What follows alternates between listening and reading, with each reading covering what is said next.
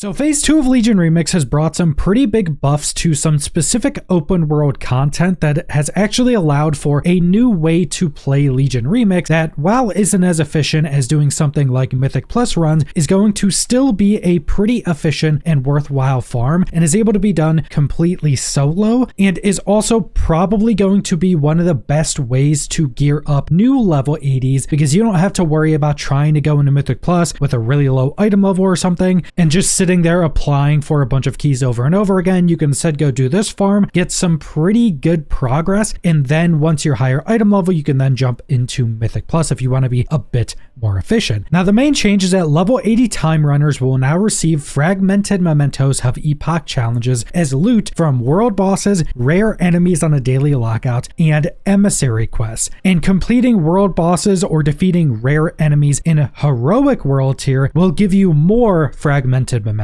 Now, we can take the world boss out of this because it's not repeatable and you can't really farm it, so that leaves us with rare enemies and emissary quests, but there's going to be a few things you can add into this that will just massively increase the amount of gear you're getting from this farm and the amount of infinite power. You'll also just be getting a ridiculous amount of bronze doing this, so pretty much everything you can progress in Legion Remix, you'll be doing pretty well doing this farm. Now, while you're doing this farm, a big part of it is going to be defeating as many rare enemies as you can possibly find, and they're absolutely everywhere in Legion. So the first thing you're going to want to do is to go get an add-on that will make this just much easier. So first off, you're going to want to go disable any rare trackers you have, even things like handy notes, because those will show you the rare locations. But because of how Legion Remix works with the rare enemies, it does not make their symbols or their tracking go away in most of the rare tracking add-ons except for Rare Scanner. So go download the Rare Scanner add-on, and what this will do is it will add skulls for all the rares on your big map and on your mini map, and when you get close enough, it will have a pop-up and a sound effect that tells you there is a rare nearby, so you can very easily find them. But defeating those rares will remove that skull, and I'm pretty sure it will add it back the next day. If it doesn't automatically add it back, there are also really easy ways to just reset this add-on, but pretty much all the other rare tracker add-ons I tried, things like Silver Dragon or Handy Notes, doesn't remove the symbols or anything from your map. And because you could constantly kill the same rare and still get loot from it, because if you're not using this add-on that removes their symbols from the map and you're not careful, you'll just be running around killing the same rares, and you can't get the epoch challenge mementos from the same rare more than once per day. So make sure you go get Rare Scanner. That will help you massively, especially if you're really trying to clear out the maps of rares for the day. Now, the second thing you're going to want to do is go to the Infinite Bazaar. Make sure you're in heroic world tier because you'll get more mementos that way. If you're like a brand new level 80 and you can't kill rares solo, or it will just take way too long, you can go in normal world tier until you get a bit stronger, but generally I'd recommend just being in the heroic world tier. And then you're also going to go to Eternus and change your preferences to outdoor activities for his daily quest. Once you do that, go pick up any daily quests you can also